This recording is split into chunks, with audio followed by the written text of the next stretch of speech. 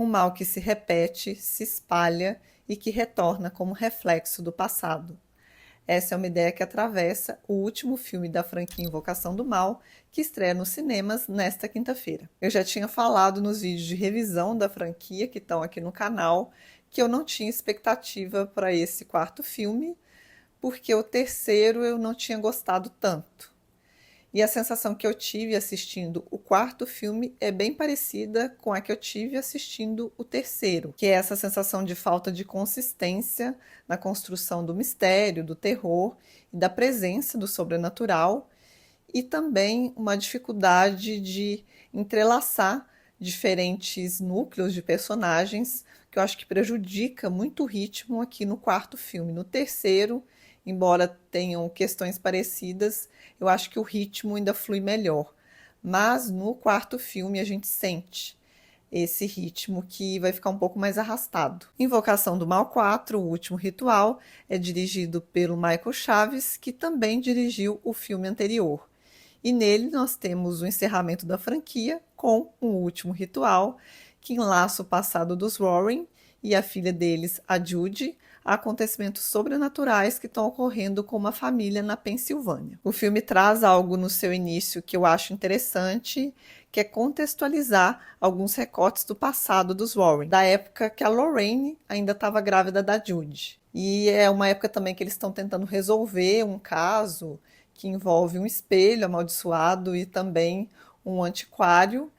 E é interessante porque esse momento coloca algumas questões sobre o nascimento da Judy, sobre a relação que a Lorraine tem com o sobrenatural e que vão ser destrinchadas, ou pelo menos tentar ser destrinchadas ao longo do filme. E depois o filme já dá um salto para o ano de 1986, em que a gente vai ver o Ed e a Lorraine mais afastados dos casos, mas dando palestras, até porque tem toda a questão da doença do Ed, retomando o terceiro filme, que ele teve um infarto, então ele precisa ter mais cuidado com a saúde, e eles têm esse movimento de se retirar um pouco dos casos presencialmente, ficando mais à distância. E nessa mesma época, uma família na Pensilvânia começa a ser assombrada por forças do mal, depois que um objeto misterioso é levado para a casa deles. E o detalhe é que esse objeto envolve o passado dos Warren, desse momento do antiquário, e também uma relação com o espelhamento, que vai ser muito trabalhada nesse filme.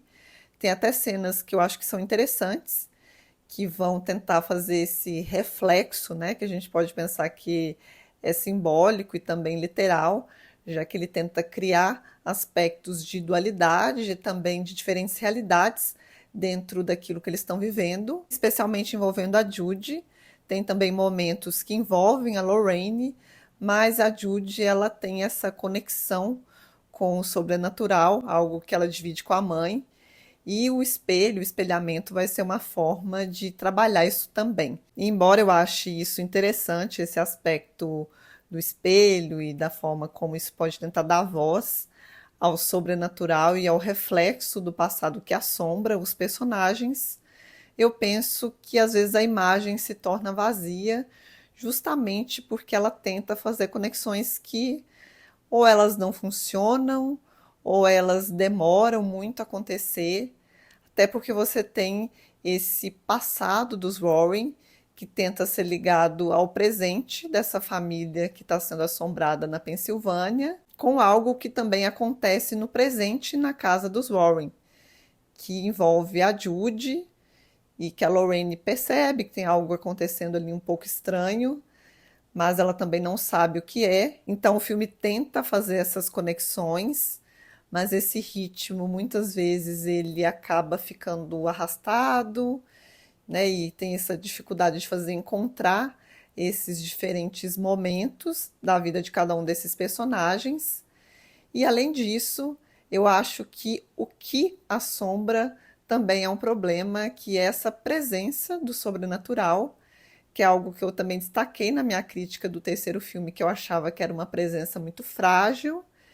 E aqui nesse filme também, embora eu ache que é mais da ordem do assombro do que no terceiro filme, a gente sente um pouco mais até essa casa sendo assombrada, essa casa dessa família na Pensilvânia sendo assombrada, e também uma tentativa de invadir a vida dos Warren, mas quando a gente pensa na consistência, na presença, né, do que se constrói ali, quem de fato assombra. E a gente entende algumas coisas, mas não sente, sabe, aquela presença realmente de um mal genuíno que tenta, né, se apossar da vida dessas pessoas. E eu fiquei pensando que eles perderam aqui uma boa oportunidade, porque esse filme tem a presença, mais a presença da Judy, e envolve também uma certa ameaça que é feita a ela. Então, só da gente pensar nessa relação mãe-filha, né, em que há uma ameaça ao filho, isso por si só já é assustador. Eu acho que eles perdem muita oportunidade de tentar explorar isso de outras maneiras ali no filme, realmente trazendo esse assombro. Até porque eu fico pensando que, embora haja essa família da Pensilvânia que precisa de ajuda, que está sendo assombrada, mas eu acho que o grande caso desta vez ele está dentro da própria casa dos Warren, está na família deles. E isso, né, eu acho que essa conexão ali, ela às vezes se perde muito, se perde porque vai, né, vai para outra família e tem também toda uma questão envolvendo a mídia. Isso acaba dispersando aquilo que poderia, eu acho que realmente ter sido mais aprofundado e melhor trabalhado, já que já estava ali, né? Não é algo que teria que ser inserido no filme. Está ali, mas quando eu digo que perde oportunidade é nesse sentido, porque eu acho que ali tem ouro. Mas muitas vezes esse ouro ele é deixado de lado para trazer outras questões. E além dessa dificuldade da narrativa de construir o ritmo, de construir a presença do sobrenatural, também tem uma outra coisa que eu acho que essa foi talvez a que mais me incomodou no filme, que é um didatismo. Mas não um didatismo de, às vezes, tentar explicar o que está acontecendo ali. Isso também acontece, mas não é nesse sentido. Mas um didatismo de trazer coisas dos filmes anteriores que são base da franquia. Não estou nem falando aqui de detalhes, que às vezes a gente pode pensar que são retomados em um ponto ou outro, por se tratar realmente de uma franquia. Mas eu acho que às vezes o filme pensa que o espectador não tem memória, porque, né, assim, eu acho que a pessoa vai assistir apenas o último filme, ou então ela pelo menos vai entender, tentar entender a lógica da franquia para poder assistir esse filme. E são informações muito básicas relacionadas ao simbolismo, os objetos amaldiçoados, tudo aquilo que já foi repetido no primeiro, no segundo, no terceiro. Então, isso é trazido realmente em termos didáticos. E tem um personagem novo nessa história, que é o namorado da filha da Lorraine e do Ed, que ele vai servir como essa figura, né? Então, ele não conhece aquilo ali direito, então vamos explicar para ele. E eu acho isso muito ruim, assim, no filme, porque deixa, deixa meio que chato mesmo, né? A gente já sabe tudo aquilo ali. E perde tempo, né? Perde tempo para trazer coisas novas, né? Para desenvolver coisas ali que eu acho que poderiam ter sido melhor desenvolvidas, com informações que, né, são até redundantes para o espectador que conhece a franquia. Então esse é um ponto que eu acho que enfraquece bastante o filme. Então é um filme que eu acho que ele precisava ali de um certo aparo para que pudesse ficar mais livre disso, né? Porque eu acho que isso daria realmente à narrativa uma liberdade maior, não sem fazer referência, não sem se referenciar, mas também tentando deixar mais brechas ali para que algo novo se construísse. E apesar dos pesares, eu acho que o arco do Ed e da Lorraine Warren, ele é encerrado de uma maneira coerente, reforça muito a questão da família.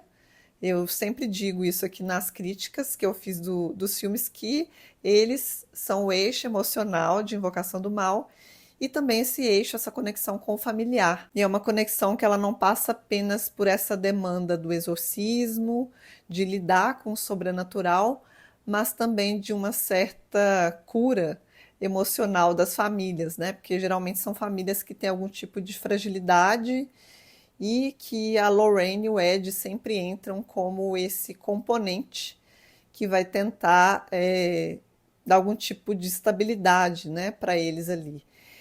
E eu acho que isso é muito bacana. É algo que eu sempre elogiei nos filmes. E que eu acho que nesse último filme isso tenta ser trazido ali de alguma maneira também.